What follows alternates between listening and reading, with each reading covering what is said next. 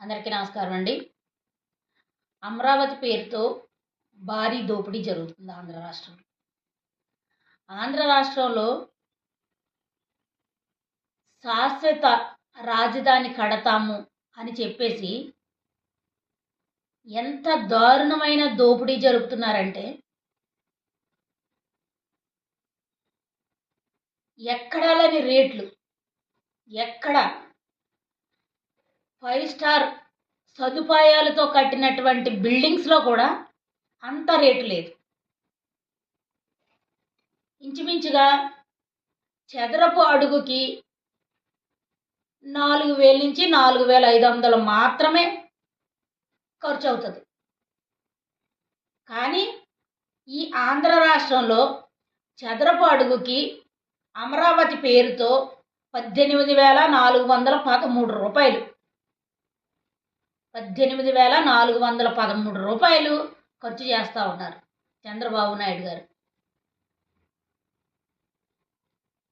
ఎక్కడా లేదా రేటు, ఎక్కడ ఎంత కాస్ట్లీ బిల్డింగులు, దేశంలోనే అత్యాధునికంగా కట్టేటటువంటి అనేక బిల్డింగులకు కూడా ఆ రేటు లేదు. హైదరాబాద్ కానివ్వండి, చెన్నై కానివ్వండి, బెంగళూరు కానివ్వండి, ఇలాంటి మెట్రో సదుపాయాలు ఉన్నటువంటి ప్రాంతాలకే 4,000 నుంచి 4,500 మాత్రమే ఒక చదరపు అడుగుకుంది. కానీ ఆంధ్ర రాష్ట్రంలో అమరావతి నిర్మాణానికి మాత్రమే ఇంత రేటు 18,413 రూపాయలు ఒక చదరపు అడుగుకి. అంటే 4 టైమ్స్ ఎక్కువ, 4 టైమ్స్ అదనంగా ఖర్చు చేస్తూ ఉన్నారు. ఖర్చు చేయట్లేదు, ఖర్చు చేస్తున్నామని చూపిస్తూ ఉన్నారు.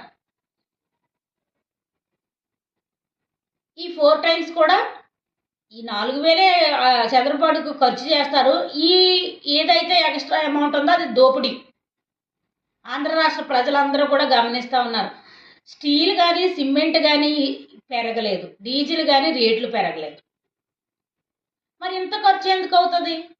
స్టీల్ రేటు పెరగలేదు, సిమెంట్ రేటు పెరగలేదు, డీజిల్ రేటు పెరగలేదు, ప్లస్ ఇసుక ఫ్రీ. ఇసుక ఫ్రీ అయినప్పుడు అందులోని కూడా అమరావతికి ఆనుకొనే ఉంటుంది కృష్ణానది, కాబట్టి అక్కడికి ట్రావెలింగ్ ఛార్జెస్ కూడా అతి తక్కువ అవుతాయి. మరి అలాంటప్పుడు అత్యాధునికంగా కట్టే అనేక ప్రాంతాల్లో మెట్రో సిటీ లాంటి సిటీలకు కూడా 4,000, 4,500 మాత్రమే ఖర్చు చేస్తున్నప్పుడు ఒక అమరావతిలోనే 18,000 పైచీలకు ఎందుకు ఖర్చు అవుతుంది?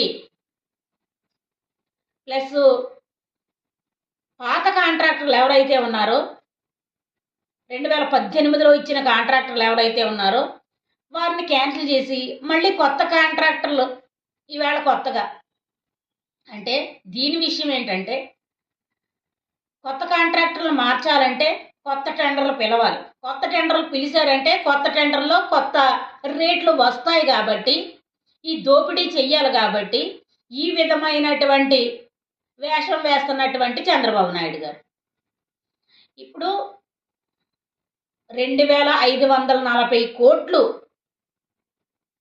అవసరమా ఖర్చు చేయడం అని ఆంధ్ర రాష్ట్ర ప్రజలందరూ కూడా చర్చించుకుంటా ఉన్నారు. ఎందుకంటే ఇన్ని కోట్లు పెట్టి మీరు కట్టిన ఖర్చు ఒక వంద అవుతుంటే మీరు దానికి 4 టైమ్స్ ఎక్స్ట్రా వేసుకొని దోపిడీ చేసిన ఈ భారం అంతా కూడా అప్పు చేసి కట్టవలసిన అవసరం ఏముంది?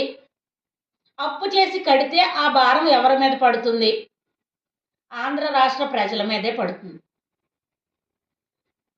అంటే మీరు అమరావతి పేరు చెప్పి దోచేయడమే పని కింద పెట్టుకొని ఈ స్కీమ్ అంతా అప్లై చేస్తున్నారా అని ప్రజలందరూ అడుగుతా ఉన్నారు.